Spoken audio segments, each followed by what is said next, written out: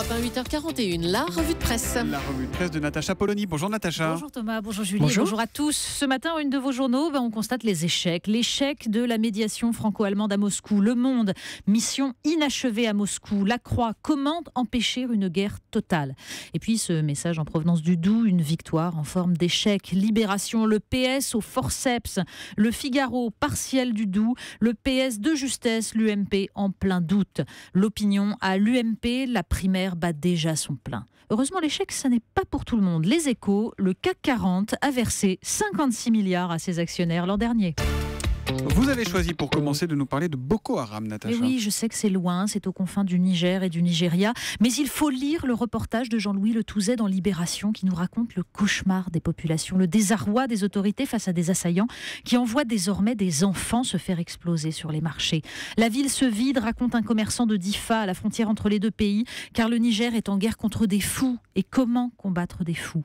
Dans 2 semaines, dit-il, la rivière qui sert de frontière entre les deux pays sera à sec et les incursions depuis le Nigeria seront encore plus faciles, jusqu'à déstabiliser toute la région.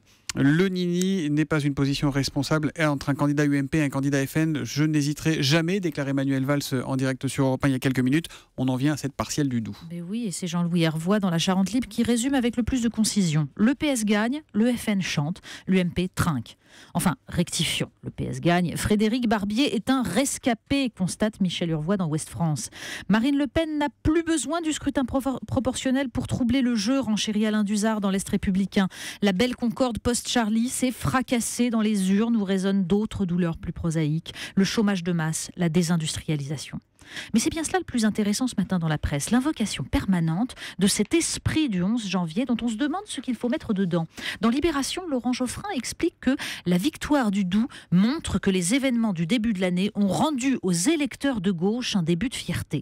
Et juste à côté, Laure Breton analyse en fait ce médiocre sursaut avec un présupposé étrange, la confusion entre l'esprit du 11 janvier et la fierté d'être socialiste, comme si la manifestation post-attentat avait été un mouvement contre le Front National et pas un grand refus du terrorisme et de l'intégrisme.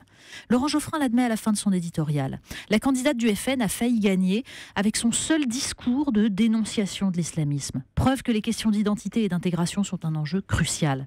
Mais à lire les articles sur l'UMP, occupé à se déchirer sur des postures, et sur le PS, persuadé que l'esprit du 11 janvier se résume au Front républicain, on craint des lendemains qui déchantent. Alors, vous avez été attiré par la tribune d'un écrivain danois ce matin, toujours dans Libé. Mais oui, parce que l'analyse des événements de Charlie Hebdo, on la trouve dans ces pages, dans cette tribune, qui est une tribune de l'écrivain danois Jens Christian Grøndahl, ami de Flemming Rose, le journaliste qui avait choisi de publier les caricatures de Mahomet.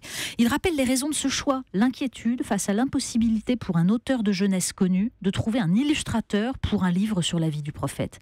Il raconte surtout la solitude des journalistes, les réserves, les siennes même, à la solidarité, qui font que le noyau dur des salafistes, dit-il, bénéficie d'une relative zone grise d'acceptation.